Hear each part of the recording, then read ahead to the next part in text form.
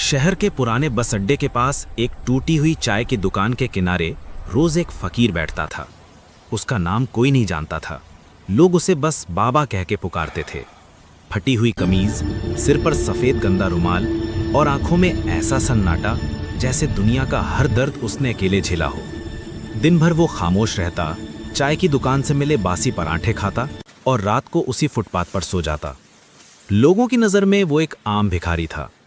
बच्चों को डराने के लिए दुकानदार हंसी मजाक में बोलते, होशियार, बाबा पकड़ लेगा। कोई उसे गंभीरता से नहीं लेता था। उसकी आंखों में छिपे रहस्य को समझने की किसी को फुर्सत नहीं थी। एक दिन शाम को बारिश होने वाली थी।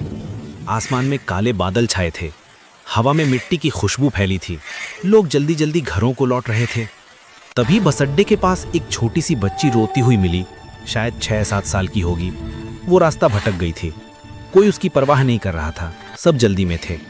तभी बाबा उठ के उसके पास आए। क्यों रो रही हो बिटिया? बच्ची सिसकते हुए बोली, मम्मी खो गई। बाबा उसे लेके बस अड्डे के अंदर गए। हर इंसान से पूछते, हर दुकान पर दिखाते, लेकिन बच्ची के माता पिता नहीं मिले। बारिश शुरू हो गई। तेज पानी गिरने लगा। फुटपाथ पर जहां बाबा सोते थे वहीं बच्चे को बैठा के उन्होंने अपना रुमाल उसके सर पे रख दिया और खुद भींगे खड़े रहे। रात होने लगी। बच्ची कांप रही थी। तभी एक काली कार जोर से ब्रेक मार के उनके सामने रुकी। 4 सुरक्षा कर्मी उतर के बाबा को हटाने लगे। तभी पीछे से एक आदमी उतरा। महंगे कपड़े, चमचमाते जूते और चेहरे पर ताज्जुब। वो बच्ची सामने दौड़ के उससे लिपट गई। पापा! वो आदमी बच्ची को सीने से लगा के रोने लगा। फिर उसने बाबा की ओर देखा। आपने मेरी बेटी को बचाया? बाबा ने बस मुस्कुराया, बिना कुछ कहे। उन आंखों में ऐसी मासूमियत थी कि आदमी एक पल को ठिठक गया। कुछ ही समय में पुलिस, मीडिया सब वहां पहुंच गए। जब सबको पता चला कि ये बच्ची देश के सबसे बड़े इंडस्ट्रियल समूह कादरी एंटरप्राइजेस के मालिक जैद कादरी की बेटी है, भीड़ जमा हो गई। हर कोई बाबा को घूर रहा था, जैसे अचानक वो किसी कहानी का हिस्सा बन गया हो। जैद कादरी ने बाबा से कहा, मैं आपका ये एहसान जिंदगी भर नहीं भूलूंगा। चलिए मेरे साथ, आपको जो चाहिए मैं दूंगा। लेकिन बाबा ने सिर हिलाया। मुझे कुछ नहीं चाहिए साहब, मैं बस यहीं ठीक हूं। बाबा के शब्द और सादगी ने जैद को अंदर तक हिला दिया। उसने पुलिस से कहा कि बाबा को कोई तकलीफ ना हो, कोई उन्हें तंग ना करे। लेकिन कहानी का असली मोड़ अगले दिन आया, जब पुलिस ने बस अड्डे की साफ सफाई के दौरान बाबा का पुराना झोला उठाया। उसमें एक गंदी सी डायरी मिली, जिसके हर पन्ने पर business plan, market analysis, machine design और करोड़ों का व्यापार खड़े कर देने वाले आइडियाज लिखे हुए थे। इतनी सटीक गणनाएं कि कोई भी अर्थशास्त्री देख के चौंक जाए। डायरी की आखिरी लाइन पढ़ के पुलिस वाले दंग रह गए। जिंदगी ने सब छीन लिया, पर दिमाग अब भी मेरा है। शायद किसी दिन मेरी सोच किसी और के काम आ जाए। पुलिस ने यह बात जैद कादरी को बताई। जैद ने डायरी के हर पन्ने को पढ़ा और उसे समझते ही उसकी आंखें फटी की फटी रह गईं। उसने रातों रात बाबा को ढूंढ निकाला और उनके सामने खड़े होकर बोला, ये आइडियाज करोड़ों के नहीं अरबों के हैं। आप कौन हैं? बाबा चुप रहे।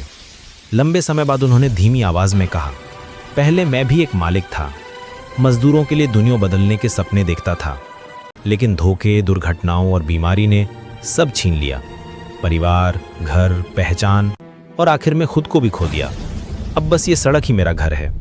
जैद ने उनकी आंखों में छिपे दर्द को महसूस किया। उसने तय किया कि ये आदमी अब सड़क पर नहीं रहेगा। उसने प्रेस रिलीज की, अपने बोर्ड ऑफ डायरेक्टर को बुलाया और एक घोषणा की, आज से बाबा नहीं, ये अर्जुन दास सर हमारे नए पार्टनर हैं। कादरी एंटरप्राइजेस का 30% हिस्सा इन्हें दिया जाता है। इनकी सोच, इनकी समझ और इनकी डायरी ने हमारे भविष्य को नए रास्ते दिखाए हैं। अगले दिन सुबह जब शहर जागा, फुटपाथ का फकीर होटल की मीटिंग रूम में बैठा था। साफ कपड़ों में, सामने लैपटॉप खुला था और बाहर मीडिया पागल हो चुकी थी। लोग हैरान थे। जिसे वो भिखारी समझते थे, वो असल में एक खोया हुआ जीनियस था, एक गिरा हुआ बादशाह जो फिर से ताज पहनने वाला था। 1 महीने बाद टीवी पर हेडलाइन चली, कभी फुटपाथ पर सोने वाला अर्जुन दास आज बन गया अरबपति, नई टेक कंपनी का लॉन्च। 1 साल बाद वही चाय की दुकान, वही बस अड्डा।